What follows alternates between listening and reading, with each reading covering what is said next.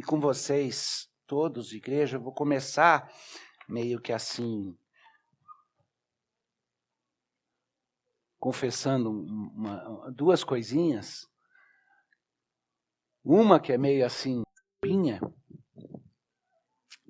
que é o seguinte.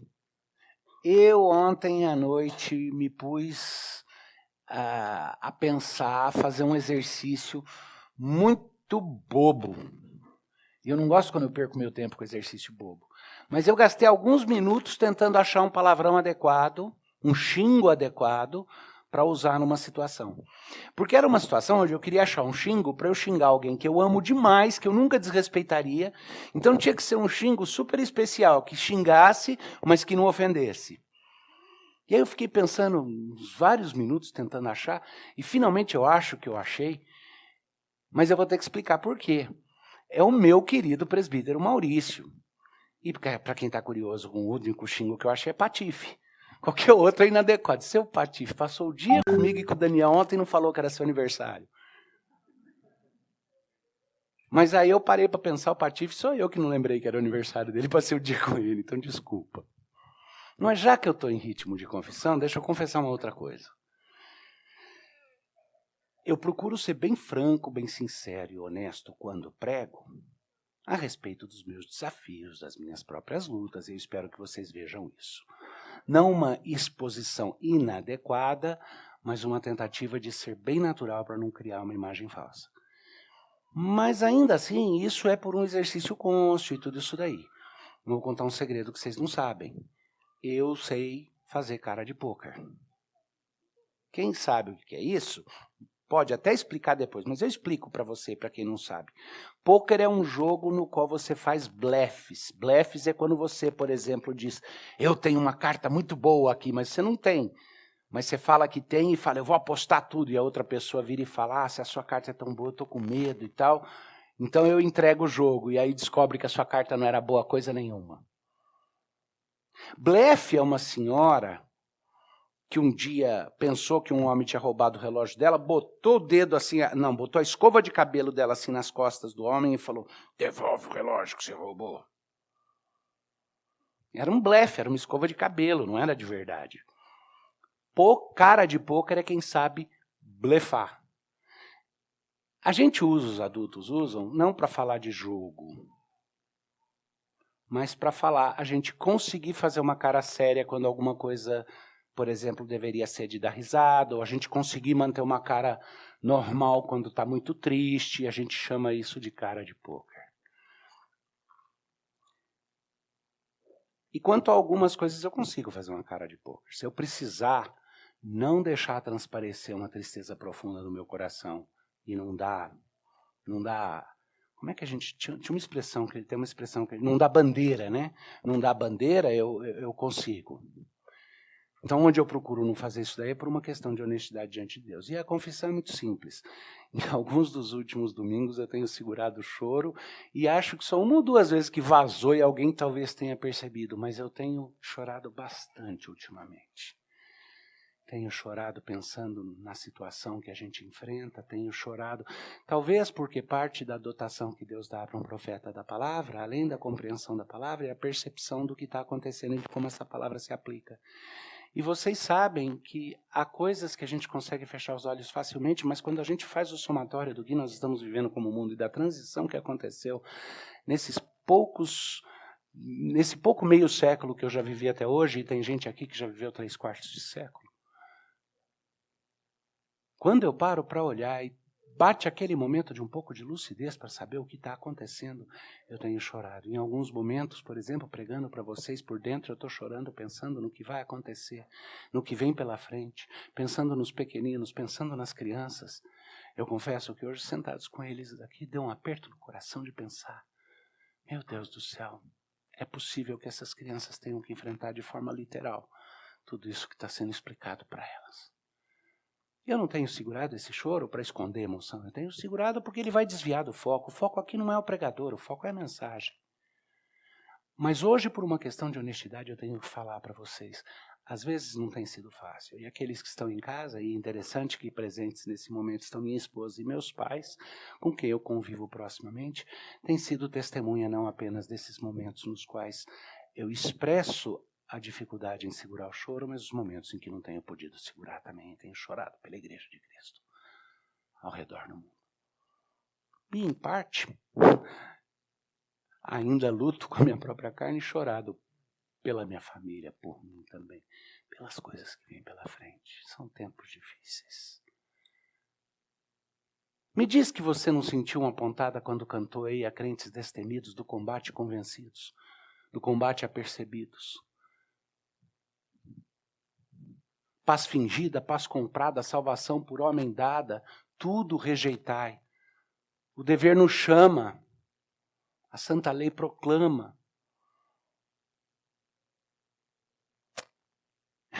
Uns 2, 3 dias atrás, Tassiana me mandou uma mensagem com um link. E eu comecei a ouvir aquilo, tem muita coisa interessante, mas a primeira partezinha ali mexeu comigo, de uma forma especial. Uma mensagem que alguém está falando sobre os tempos que estamos vivendo, chama o fim de um império. E no começo essa pessoa usou uma expressão que captou algo que tem sido minha motivação na pregação para vocês no livro do Apocalipse. Eu tenho insistido, ele está ali para nos dar esperança, ele está ali para nos dar alegria, não para quebrar a nossa cara. Mas eu confesso que às vezes o quebrar a cara, o quebrar as pernas, é difícil de evitar, mesmo quando o propósito e o intento é produzir em nós esperança e alegria. Mas nessa mensagem ele começava dizendo: acorda, parece que o fim está próximo, vamos chorar. Ué, o que é a melhor coisa? O que nós aguardamos sempre? O que a gente sempre diz, pelo menos alega: Maranata, vem Senhor Jesus. O que é que deveria ser nosso anseio mais profundo, nosso anelo mais profundo? Não deveria ser pelo céu? Pela justiça de Cristo, cobrindo toda a terra como as águas cobrem o mar? Esse não deveria ser o nosso anseio? Então tudo bem chorar um pouquinho pelos nossos amados e pelo que a gente sabe que está por vir pela frente. Mas a palavra toma conta de nos explicar que nisso não estaremos sozinhos, que até esses momentos são gloriosos. Aperta o coração, olhar essa criançada aqui e pensar: meu Deus, o que eles podem vir a ter que enfrentar de luta. Vocês pais já estão enfrentando algumas com relação à escola, né? Não aperta o coração pensar isso? Mas espera aí, vamos inverter isso e vamos entender que à luz do que a palavra de Deus diz, à luz daquilo que nós temos estudado no livro do Apocalipse, o nosso sentimento deveria ser o oposto. Que maravilha que Deus considerou esses pequeninos, meninos e meninas, dignos de serem filhos do pacto em tempos como esse. Que Ele nos considerou dignos de vivermos em tempos como esse. Que Deus de alguma forma achou que você, Pedro, tem costas grandes o suficiente para ficar firme na fé e ser um herói nesses tempos. Ele podia ter te feito nascer naqueles tempos no qual tudo era fácil. Vamos abrir o Apocalipse no capítulo 13. E eu vou continuar pregando, vou falar sobre a outra besta.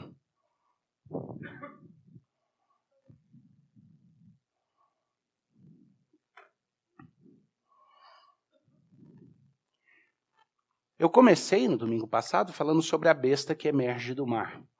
E eu disse que essa é uma besta que toda a descrição leva a pensar numa pessoa política, numa organização política que acaba sendo pessoalizada. Tá? Algum tipo de órgão de organização política que ajunta todo mundo e, eventualmente, uma das autoridades sobre isso, então, um dos chifres, um dos poderes, marcado por uma coroa específica, assume poder sobre todos os outros. Essa é a primeira besta, o líder político. Eu parei na metade do capítulo, quando começa a falar sobre a besta que emerge da terra. Mas o que eu vou fazer é propor que, em primeiro lugar, considere que eu começo hoje a exposição aqui do texto no finalzinho do versículo 9, e não no versículo 10, no versículo 11, como normalmente seria feito.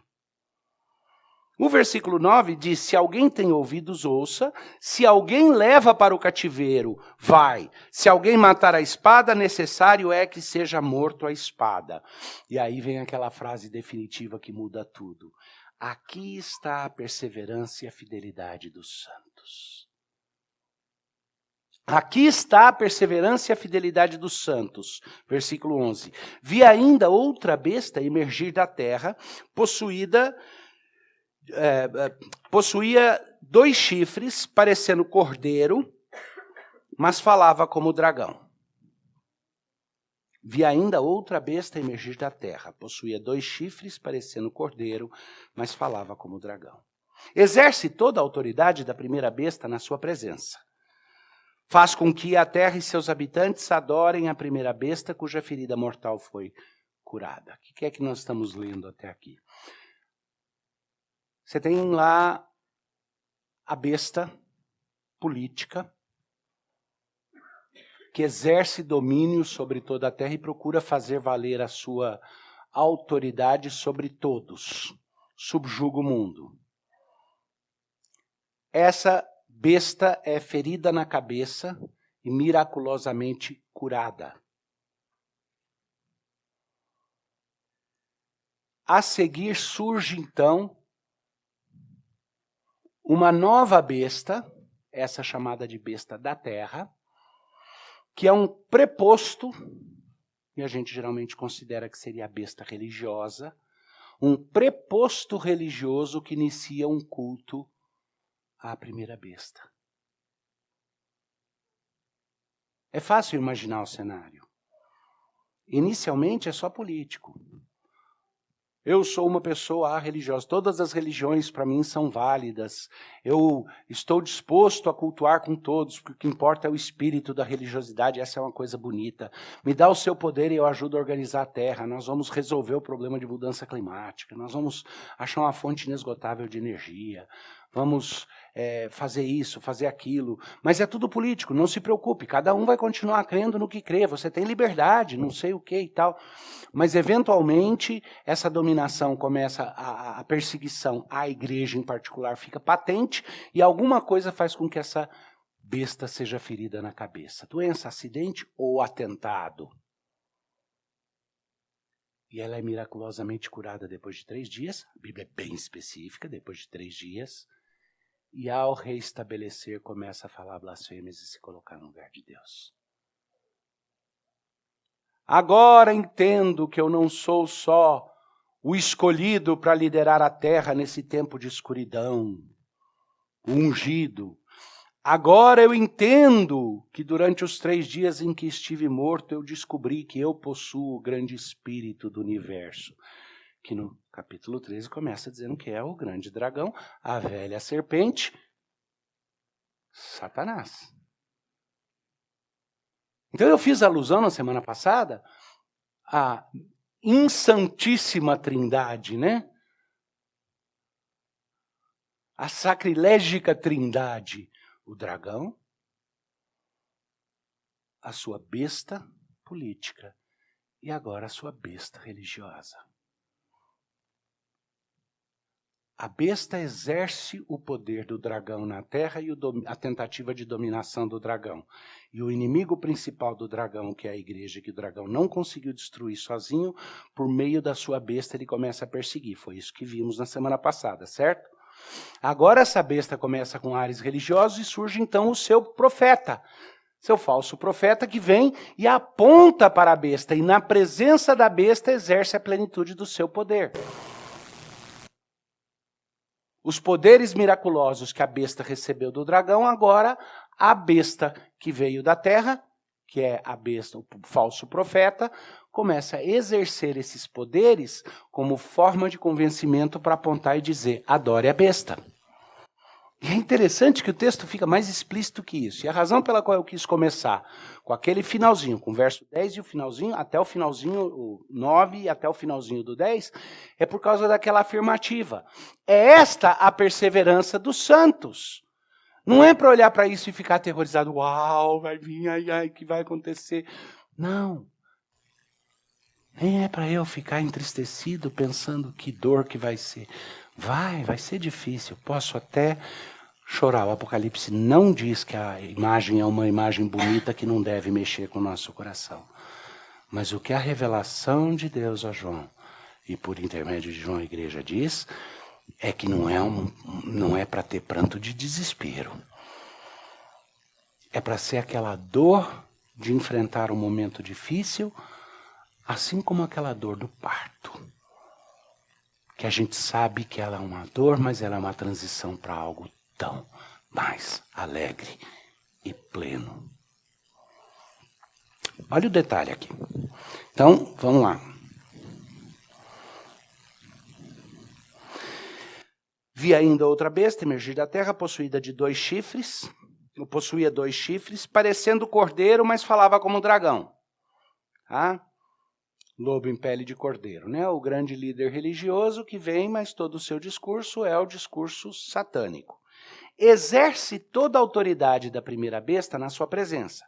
Faz com que a terra e seus habitantes adorem a primeira besta, cuja ferida mortal foi curada. Me presta atenção nessa expressão. Faz com que a terra e os seus habitantes adorem. Não é tenta. Faz com que a terra e seus habitantes adorem a primeira besta. Também opera grandes sinais, de maneira que até fogo do céu faz descer a terra diante dos homens. Eu vou segurar aqui as especulações, mas eu podia pintar um retrato de ficção científica para vocês de como facilmente isso seria possível, né?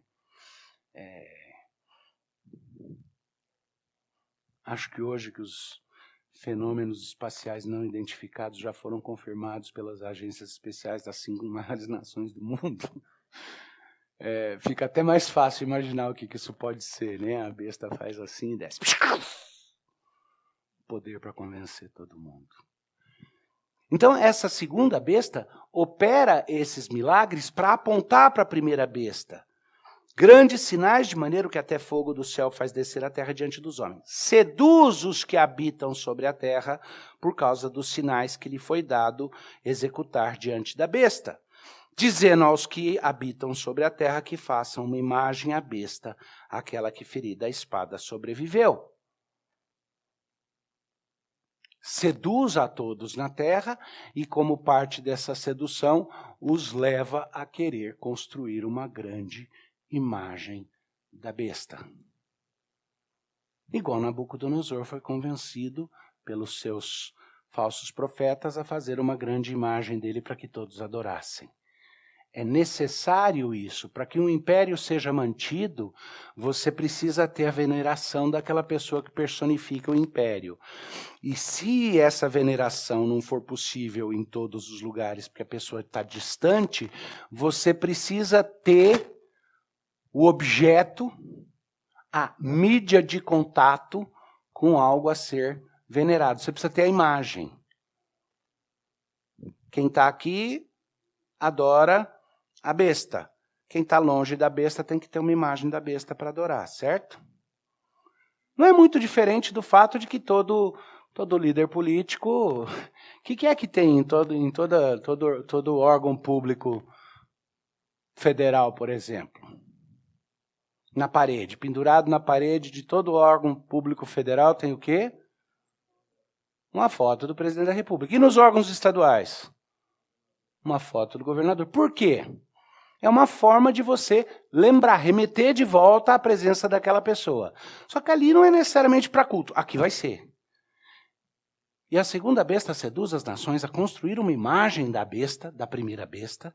E eu acredito que grande parte do poder de sedução da segunda besta vai ser porque quando uma pessoa louva a si mesmo e se exalta a si mesmo, vem um certo ceticismo da parte da gente. Mas quando o outro aponta, quando foi terceirizado, você passa a ter outro que aponta, que chama para o culto e tudo, fica muito fácil aquele besta da besta virar e falar assim, não, que é isso? Não. E na falsa modéstia, adorar o culto e a veneração. E aí nos arroubos de arromba dizer, eu sou Deus. Agora é o seguinte, segura aí a tentação que pode vir, de olhar para esse texto e dizer, mas isso é tudo metafórico, porque temos um pequeno probleminha. Se é tudo metafórico, a vinda de Cristo e a vida eterna pode ser metafórico também. Como é que você distingue o que é metafórico do que não é? E o que eu disse para vocês no começo é que eu trato o livro do Apocalipse não de forma literalista, que ignora figura de linguagem, que ignora imagens, metáforas, mas de forma literal no sentido de que aquilo que o texto diz mediante os recursos de linguagem que são usados, ele diz de forma real. O que ele está falando que vai acontecer, vai acontecer.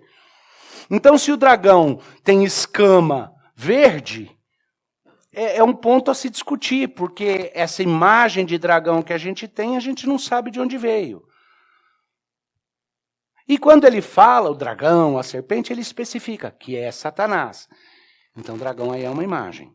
Quando ele fala da besta, eu não sei se necessariamente ele está falando de um quadrúpede, de um jumento, que a gente chama de besta, mas eu sei que ele não está falando de um figmento da imaginação. Eu sei que ele está falando de algo real. Esse é um grande dilema que a gente tem que fazer. E esse capítulo 13 está falando de coisas reais. E ele está usando imagens para descrever, ele está explicando as coisas que nós talvez não tenhamos condições de compreender com toda clareza, mas o que ele está falando que vai acontecer é real. Entra outro ponto de interpretação que eu tenho dito para vocês desde o começo, que é aquele paradigma do que foi, do que é e do que há de vir. Porque há um certo sentido no qual houve momentos de cumprimento histórico parcial de coisas como essa. Eu mesmo citei Nabucodonosor, e a sua grande estátua e a tentativa de culto, só que a estátua de Nabucodonosor não falou. Suspense, segura aí que eu vou falar disso daqui a pouquinho. Mas há um sentido também no qual isso daí é uma mensagem para a igreja em todos os tempos. Mas eu creio que há um sentido no qual está nos descrevendo algumas coisas específicas e alguns eventos específicos. Essas três realidades precisam estar presentes porque esse arquétipo interpretativo hermenêutico foi estabelecido no começo do livro. Escreve aquelas coisas que foram, que são e que hão de vir. Escreve. A besta seduz os homens que habitam sobre a terra por causa dos sinais que lhe foi dado executar diante da besta, dizendo aos que habitam sobre a terra que façam uma imagem à besta, aquela que ferida a espada sobreviveu. E foi-lhe dado comunicar, então vocês estão vendo, 2 vezes enfatizou essa questão da ferida curada da besta, cuja ferida foi curada, aquela que foi ferida a espada e sobreviveu. Tá? Então, no versículo 15, lhe foi dado comunicar fôlego à imagem da besta, para que não só a imagem falasse, como ainda fizesse morrer quantos não adorassem a imagem da besta. Talvez haja entre vocês alguns cuja natureza seja mais cética, como a minha tende a ser, e ao mesmo tempo, nesse ceticismo, a gente fica pensando, como que seria possível, né? Fácil, eu vou dar uma sugestão, não estou dizendo que é, mas vou mostrar para vocês a viabilidade disso. AI, inteligência artificial. É quase que consenso. Dependendo de como você define inteligência artificial, mais específico, inteligência artificial a gente já convive com ela, o que é chamado disso. Mas o que eles chamam de inteligência geral, inteligência artificial geral, dependendo de como você define, se você está falando só da capacidade de um processamento mais complexo e maior do que o do ser humano, então já chegamos lá. Dependendo de como você define, é coisa que eles estimam que no máximo em 10 anos a gente alcança, que é quase que autoconsciência artificial. Dependendo de como você define, se você está falando de sentiência mesmo, de dizer eu sou no sentido complexo, os melhores cientistas estimam que não demora 40 a 50 anos para chegar. Que não demora, que vai ser menos que isso. De qualquer jeito, a gente está vendo o surgimento o quê? Como que chama esse novo mundo virtual aí que estão querendo propor? É, o metaverso, né? Eu assustei quando li de gente comprando terrenos no metaverso por $500 mil. Mas eu assustei mais quando eu vi a fundação da primeira igreja do metaverso. A primeira igreja evangélica do metaverso já foi fundada. E tem culto, assim, todos vocês aqui. Na verdade, vocês estão sentados em casa, usando um óculos de realidade virtual, e estamos todos aqui, vocês estão vendo, eu estou vendo, está todo mundo participando. Com a vantagem de que quando eu vou pregando meu sermão, eu faço assim, no ar aparecem as coisas. Quando eu estou falando do sermão das crianças, eu faço assim, aparece o dragão, para cima deles. Porque é o metaverso, no metaverso eu crio o que eu quiser. Mas todo esse processo depende, de certa forma, de uma série de recursos. Esses mesmos recursos facilmente ocorrem. Hoje não é difícil entender. Houve uma época no qual você tinha que pensar como é que você pega uma estátua, sopra fôlego nela e depois faz ela falar e depois faz ela, de alguma forma, destruir quem não adorar. Hoje é fácil conceber a ideia de fazer isso, né? Do ponto de vista de tecnologia é fácil.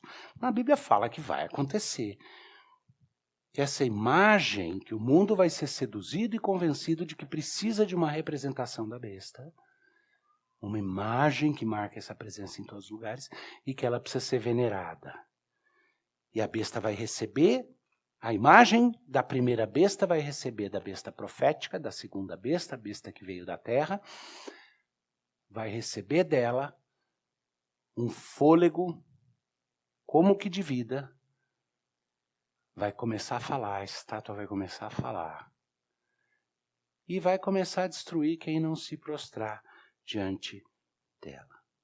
Ainda bem que todos nós sabemos que é impossível no mundo de hoje, com as liberdades individuais que foram conquistadas, haver qualquer tipo de compulsão para te forçar a fazer alguma coisa, se submeter fisicamente a alguma coisa, né? Todos nós sabemos que isso é impossível, né? Mas espera aí. Não é lenço, não, é focinheira mesmo. Mas é só uma brincadeira, isso é algo mínimo. Aliás, é até bom se você acha, poxa, eu tô com medo de transmitir para alguém, eu tô com medo de pegar, cautelas sempre foram boas. Minha dificuldade é outra. Minha dificuldade é quando alguém chega e diz, eu vou te forçar a receber um líquido experimental. E pior, eu vou forçar sua neta a receber esse líquido experimental. Ela vai participar de um grande experimento. Na minha cabeça me remete de volta aos nazistas forçando os judeus a experimentações científicas. O mundo tinha jurado, em conjunto, que nunca mais seria admitido qualquer tipo de experimentação médica sem completa informação e sem consentimento de quem estava participando, sem exercício da vontade. Nós estamos vendo um mundo onde nós estamos sendo treinados à compulsão. Aldo, imagina a impossibilidade de um mundo no qual alguém fosse, para você entrar numa loja para comprar, passar um scanner para ler um biochip na sua testa ou no seu braço. Você nunca deixaria alguém apontar um scanner na sua cabeça ou no seu braço, certo? Eu achei que eu nunca deixaria, eu passei os últimos 2 anos deixando o pessoal. Tá certo, é só um leitorzinho, é só um infravermelho para ler temperatura, um termômetro, é seguro, não tem problema nenhum. Mas pensa no treinamento físico lúdico, depois que você 2.000 vezes deixou alguém dizer, pode entrar. E a hora que o clique for ser um leitor de alguma informação, alguma outra coisa. O que mudou? Mudou o tipo de marca, mas o processo já está estabelecido, o caminho já está aberto. A gente já cedeu. E eu não estou falando aqui sobre resistência, eu estou falando sobre verdadeira resistência, aquela que a igreja vai fazer. Porque nós temos pela frente um tempo difícil de saber aonde que eu dou o passo e onde que eu não dou. A minha política tem sido, eu vou o máximo que der para ir sem desrespeitar os limites ou abrir mão da liberdade que Cristo me deu, para provar boa vontade. Mas na hora que eu falo para e traço o risco na areia, aí eu não movo mais. Aí esse é o limite, aí a questão é a honra de Cristo. Mas esse não é o propósito meu aqui, porque não é o propósito desse capítulo do Apocalipse. Volta lá. A todos os pequenos e grandes, os ricos e os pobres, os livres e os escravos, faz que lhe seja dada certa marca sobre a mão direita ou sobre a fronte, para que ninguém possa comprar ou vender, senão aquele que tem a marca, o nome da besta ou o número do seu nome. E aí é difícil. Como eu falei, até quando falava com as crianças, vou repetir para vocês, os intérpretes bíblicos, teólogos, discutiam muito tempo se a marca era algo simbólico ou se a marca era algo físico mesmo. Simbólico, que eu digo, não existente, mas se era, por exemplo, uma ideologia, uma subscrição a um pensamento, ou uma identificação. Por exemplo, para você ter privilégios na China, você precisa ter sua carteirinha de membro do partido, se era alguma coisa desse tipo, ou se era alguma coisa mais... Mas está parecendo cada vez mais que é físico mesmo. Esse mundo nosso está ficando muito físico. As coisas, a dominação, o pessoal não está mais satisfeito em te forçar a tirar o chapéu para um ídolo da coletividade. Agora é ajoelha. Agora recebe uma picada, agora tá ficando muito físico. E nesse contexto, me parece difícil não ser algo bem literal. Mas independente se é algo tangível e físico ou algo simbólico, o que não resta dúvida e o que você não tem liberdade é de ignorar o fato de que a Bíblia diz que nesse momento o falso profeta da besta. A besta é preposto de Satanás e o falso profeta é preposto da besta. Deus é completamente transcendente e imanente.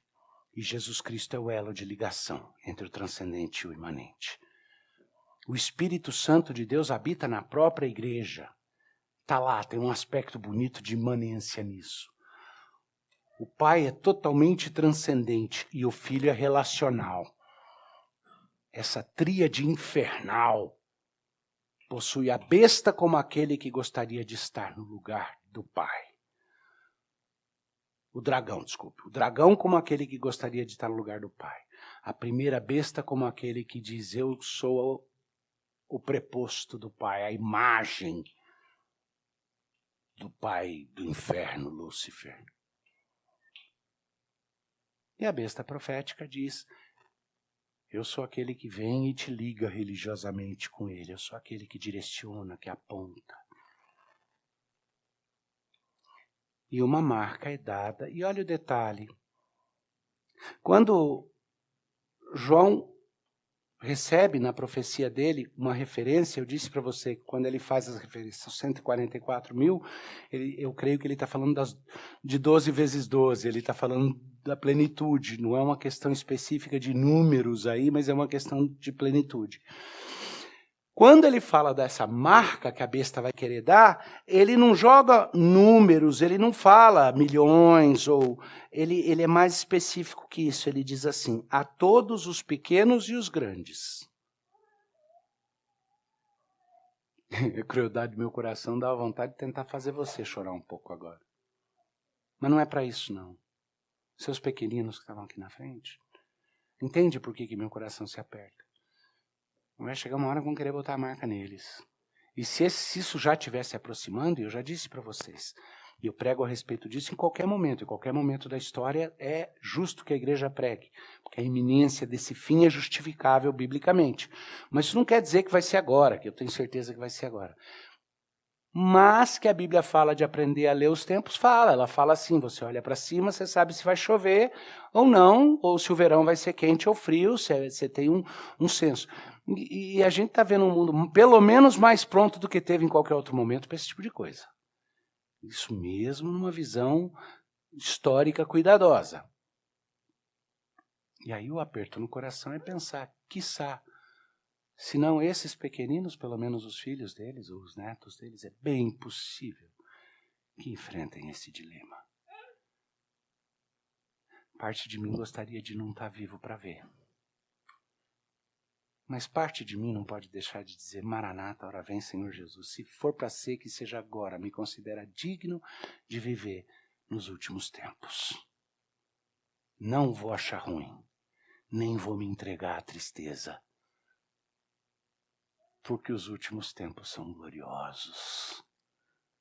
Porque as vésperas da coisa mais bonita que já aconteceu em todo o cosmo Aliás, vamos conseguir um pouquinho mais aqui? A todos os pequenos e os grandes, os ricos e os pobres, os livres e os escravos, faz com que lhe seja dada certa marca sobre a mão direita ou sobre a fronte, para que ninguém possa comprar ou vender, senão aquele que tem a marca, o nome da besta ou o número do seu nome. Então vamos lá, de repente algumas pessoas aqui, eu vou ajudar vocês aí a fazer arquitetura, eu quero que vocês me coloquem como sócio, tá? Tem aí alguns empresários da igreja que herdaram uma fortuna muito grande e eles resolveram que eles vão criar, a gente vai criar um mega fundo para a gente entrar no mercado com esse mega fundo de investimento e a gente vai negociar e tal, e isso vai nos permitir criar uma certa independência. Vai ser um fundo que favorece empresas cristãs, que favorece empresas de valores. Vai ser uma tentativa nossa de criar uma presença no mercado e um fundo bem assim, bem financiado. Dá para fazer, é concebível, não é? Mas eu quero que ele tenha a independência para ser consistente com seus próprios valores. Senhores empresários aqui da igreja, é possível ainda isso hoje? Sabe por que não? Porque se a gente não tiver lá o selinho do ESG, nosso investimento não vai a lugar nenhum. Porque sem o selinho do ESG, o banco não vai dar dinheiro para a gente, né? Então a gente vai depender do que tiver literalmente. Aliás, o banco não vai nem querer segurar o que tem para a gente e ajudar a criar carteira. O que é selinho? É um selinho internacional que foi criado agora, que considera como é que essa firma age em termos de responsabilidade ecológica, social e de gestão. E no ecológico e social ali, parece até bonitinho, né? É responsável com o meio ambiente ou não é? E no social, é justo ou não é? Mas não é isso. Quando você vai ler quais são os parâmetros pelos quais as empresas são avaliadas, significa, se você não for uma empresa comprometida com uma ideia progressivista, coletivista e internacionalista de economia, se você não estiver alinhado com um reset global, se você não estiver alinhado com uma certa agenda, você recebe uma nota ruim nesse selinho. Vamos lá, tem economistas aqui, tem especialistas, um deles eu estou procurando, cadê o Lucas?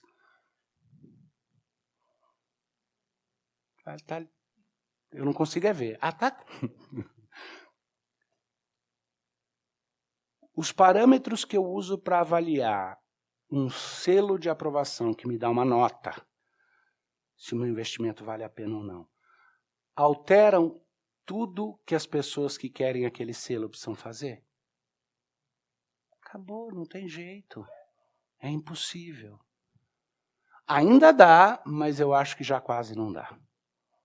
E eu acho que em pouco tempo não vai dar. Então, quando fala, vai ter uma marca e sem ela você não compra e vende, você pensa na sua cabeça que é assim, já direto, você vai chegar no supermercado e vai fazer, você não tem, não pode entrar. Eu não acho que vai ser direto assim, acho que pode chegar assim. Eu acho que vai ser mais assim, no começo tem certas limitações, por exemplo, começa a desaparecer papel moeda. Agora toda a transação vai precisar ser eletrônica. Eventualmente, toda transação sendo eletrônica, você vai precisar ter certos tipos de certificação para a sua identidade eletrônica ser confirmada. Eventualmente, começa a ter muito hackeamento, o pessoal vira e fala, talvez fosse bom que essa identidade eletrônica tivesse algum tipo de garantia biométrica. Mas biometria dá para, de alguma forma, lesar. Então, quiçá pudesse ser alguma coisa ligado a algo que não pudesse ser alterado, talvez, e eventualmente pode chegar no implante, sei lá o que é, não quero especular sobre como pode ser. Quando eu cito essas coisas, eu estou simplesmente mostrando que tem tantas possibilidades diversas. Mas eu sei que nós já estamos sendo treinados no mundo onde limitações estão sendo impostas e a gente está aceitando, o mundo está aceitando quieto. Uma série de coisas, de transformações e transições que nunca aceitaria antes. E a besta vai marcar com o seu número. Interessante que a Bíblia vira e fala, aqui está a sabedoria. Aquele que tem entendimento, calcule o número da besta, pois é número de homem. Por que fala número de homem aí? É número humano, é algo racional, não é algo misterioso, não é algo... É número... Além do que, quando você usa o número 7, geralmente você está falando um número divino, um número... Certo? Quando você está falando do ser humano, na concepção, no uso de números e tudo, geralmente o homem é representado por 5. E o 6 aí é o híbrido, né? É número de homem porque não é o 7, mas também não é o 5. Tem algo aí acontecendo. Mas o interessante é esse pequeno comentário antes de explicitar. Quando falou da serpente, fala da serpente, o velho dragão, uma linguagem meio críptica, depois vira e fala que é Satanás. Agora vira do número e fala, aqui está a sabedoria. Quem for sábio, entenda, compreenda. É número de homem, o número da besta... Parece que vai deixar a gente no mistério. Em algumas coisas deixa. Nesse não deixa. Vira e fala o quê? É 666. Literalmente. Pois é número de homem, ora esse número é 666. Agora, o que quer dizer? Quer dizer 666 tatuado? Quer dizer... Não sei. O texto não está tentando me dizer como que essa marca vai ser feita, não está tentando me dizer... Só que ela tem alguma coisa a ver com esse número aí específico, ou esse número tem uma representação, um simbolismo relacionado a essa marca.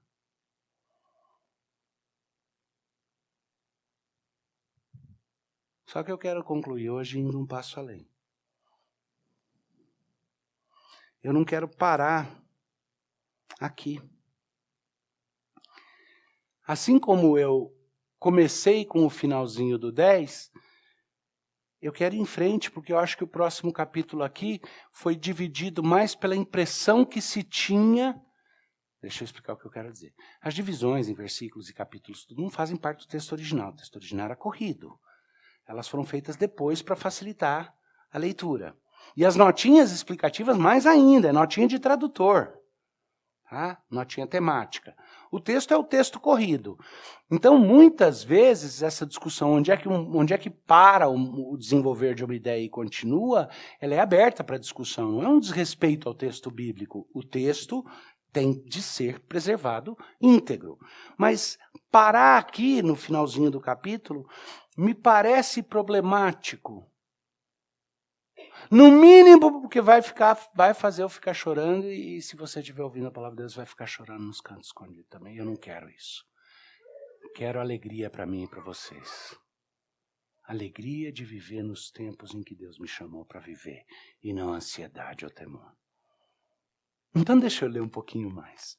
Então, versículo 18, aqui está a sabedoria. Aquele que tem entendimento, calcule o número da besta, pois é número de homem. Ora, esse número é 666. Olhei, lembra que tudo isso daqui está sendo revelado para quem? Para João. Tem um interplay acontecendo, tem um jogo acontecendo entre João narrando o que está acontecendo na sala do trono, onde tudo já está consumado, e João descrevendo o que está acontecendo aqui, né? A gente está saindo de uma batelada de descrições de vários capítulos sobre os eventos dentro da história acontecendo. Mas nesse momento em que ele termina de falar das duas bestas e do dragão, ele não para aí, ele imediatamente salta e com uma palavra ele diz, olhei. Como que se ele tirasse os olhos do que ele estava vendo acontecer aqui? Do nosso drama, que parece tão grande, que parece envolver tudo. E nesse momento ele voltasse os olhos para o que é mais real, que é a sala do trono. Olhei e eis o Cordeiro em pé sobre o monte Sião, e com ele 144.000, tendo na fronte escrito o seu nome e o nome do seu Pai.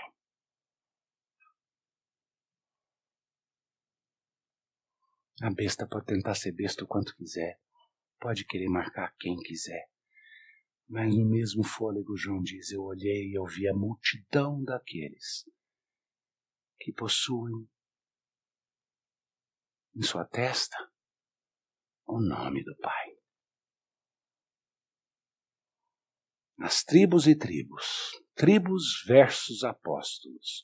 Ou multiplicado, né? O número de tribos multiplicado pelo número de apóstolos. Todos aqueles, o grande exército do qual nós fazemos parte. Muitos de nós chegando próximos de sermos seduzidos. Mas Deus impediu. Nos preservou. Muitos de nós sendo levados cativos, tendo suas liberdades excluídas, ou até mesmo sendo mortos pela espada. Mas triunfantes com o Cordeiro no Monte Sião. Porque trazemos a marca do nosso Pai. O sangue do Cordeiro derramado, Cordeiro perfeito, que marca as nossas frontes, que marca as nossas mãos. A gente canta um cântico que remete de volta a um texto bíblico que diz que na mão de Cristo, nosso nome está marcado, está escrito. O nome, Cristo escreve em nós o nome do seu Pai. E essa é a marca. Vocês já ouviram aquele adágio do espanhol corajoso? Que venga el toro, pero que... Como que é? Completa para mim. Pero que venga em forma de bife. Que venha a besta.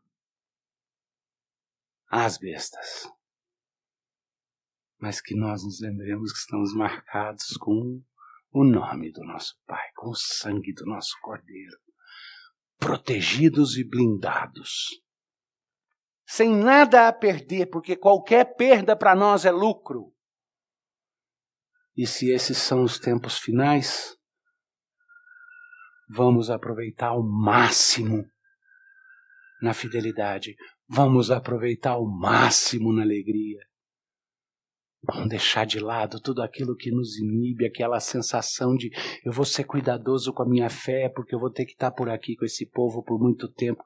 Acabou a pretensão, acabou o momento de ficar escondendo o jogo. Destrava e abraça com toda a paixão. Breve os reinos desse mundo seguirão a sua lei.